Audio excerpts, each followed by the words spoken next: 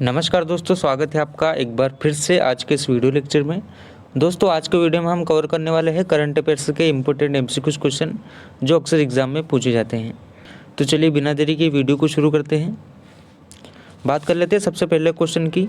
भारत के किस एयरपोर्ट पर देश का पहला रीडिंग लाउंज ओपन किया गया? एक बार ऑप्शन देख लेते हैं। ऑप्शन नंबर ए है इंदिरा गांधी इंटरनेशनल एयरपोर्ट नई दिल्ली। ऑप्शन नंबर बी है Lal Bahadur Shastri international airport Varanasi. Option number C है पटना एयरपोर्ट और ऑप्शन नंबर डी है नेताजी सुभाष चंद्र एयरपोर्ट कोलकाता। दोस्तों अगर बात करते हैं एक देश का कौन सा पहला एयरपोर्ट है जिसमें रीडिंग लाउंज ओपन किया गया है, अब इस क्वेश्चन के सही आंसर की बात करते हैं तो ये लाल बहादुर शास्त्री इंटरनेशनल एयरपोर्ट वाराणसी में हुआ है। लेकिन इसको हम थोड़ी और डिटेल में समझने की कोशिश करेंगे। पीएम मोदी के संसदीय क्षेत्र में वाराणसी के लाल बहादुर शास्त्री इंटरनेशनल एयरपोर्ट पर देश के पहले रीडिंग लाउंज का उद्घाटन किया गया है। यहाँ पर वाराणसी से जुड़ी पुस्तकों को रखा गया है। इसके साथ ही लाउंज में एक लाइब्रेरी भी बनाई गई है। यहाँ पर प्रधानमंत्री युवा योजना के तहत प्रकाशित युवा लेखकों की पुस्तकों के अलावा कई अंतर्राष्ट्रीय भाषाओं में साहित्य और पुस्तकों का कलेक्शन भी शामिल है। आशा करता हूँ आपको समझ में आया होगा। अगले क्वेश्चन की तरफ बढ़ते हैं। अगला क्वेश्चन है भारतीय नौसेना और रॉयल थाई नौसेना ने कहां पर 35वें कारपेट एक्सरसाइज का आयोजन किया है? दोस्तों यह आयोजन अंडमान सागर में हुआ है, यानी ऑप्शन नंबर सी हमारा इस क्वेश्चन का सही आंसर होगा। इसको भी हम थोड़ी और डिटेल में समझने की कोशिश करते हैं।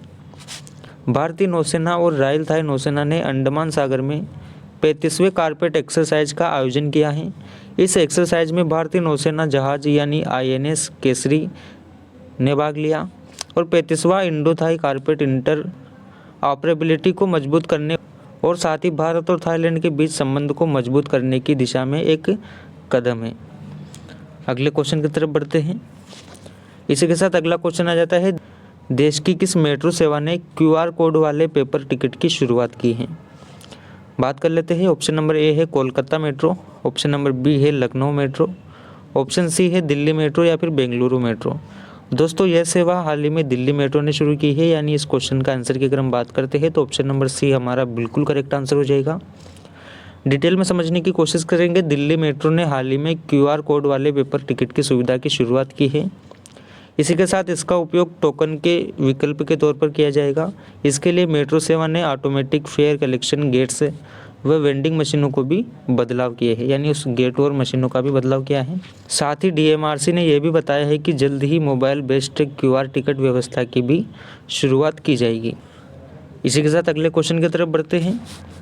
अगला क्वेश्चन आ जाता है, संस्कृति मंत्रालय और माई गवर्नमेंट ने किस नाम से एक सिंगिंग टैलेंट हंट लॉन्च किया है? ऑप्शन देख लेते हैं। युवा भारती, युवा गायन, गायन गौरव या फिर सुर संग्राम। दोस्तों संस्कृति मंत्रालय और भारत के माई गवर्नमेंट ने एक सिंगिंग टैलेंट हंट को लॉन्च किया है। उसका नाम है युवा प्रतिभा। इस क्वेश्चन के आंसर की बात करते हैं तो ऑप्शन नंबर ए सही हो जाएगा, लेकिन इसको हम थोड़ी और डिटेल में समझेंगे। संस्कृति मंत्रालय ने माई गवर्नमेंट के साथ मिलकर 10 मई को युवा प्रतिभा सिंगिंग टैलेंट हंट लॉन्च किया है। इस कार्यक्रम का उद्देश्य विभिन्न गायन विधाओं में नई और युवा प्रतिभाओं की पहचान करना और उन्हें राष्ट्रीय स्तर तक पहचान दिलाना है। वह कार्यक्रम में सभी भारतीय नागरिकों को हिस्सा ले सकते हैं।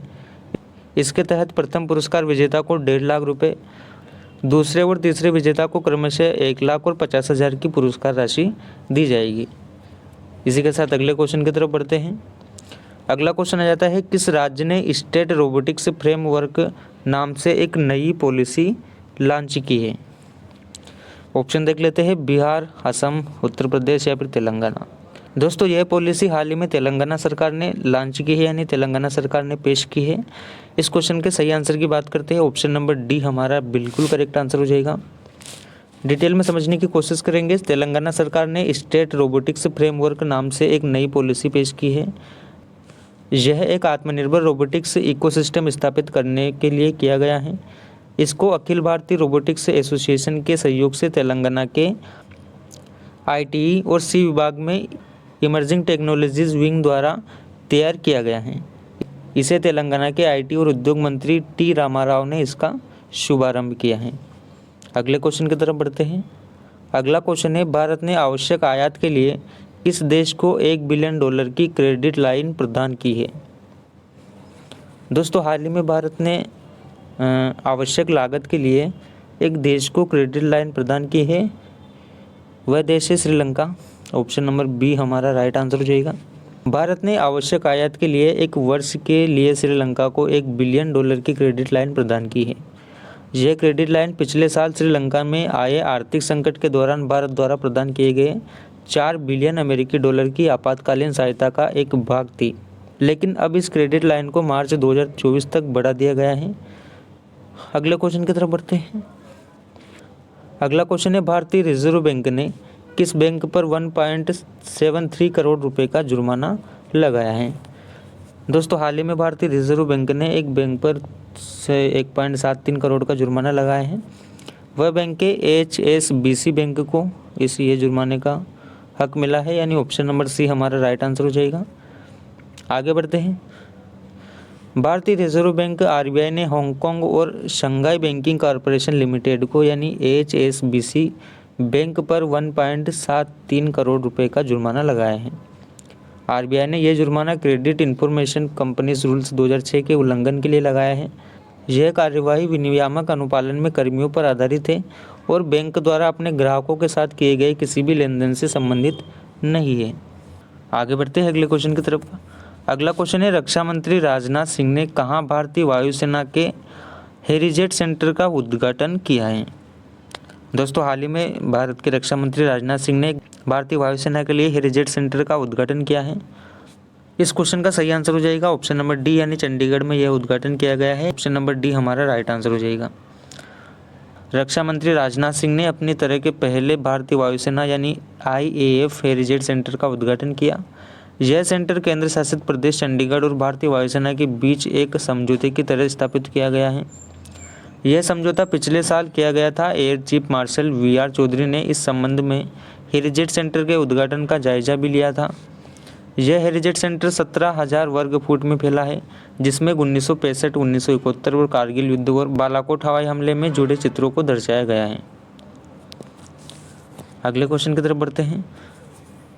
अगला क्वेश्चन है, केंद्रीय मंत्री जी किशन रेड्डी ने किस शहर में PM जन औषधि केंद्र का उद्घाटन किया है? दोस्तों, यह उद्घाटन सिकंदराबाद में किया है, यानी ऑप्शन नंबर डी हमारा इस क्वेश्चन का बिल्कुल करेक्ट आंसर हो जाएगा।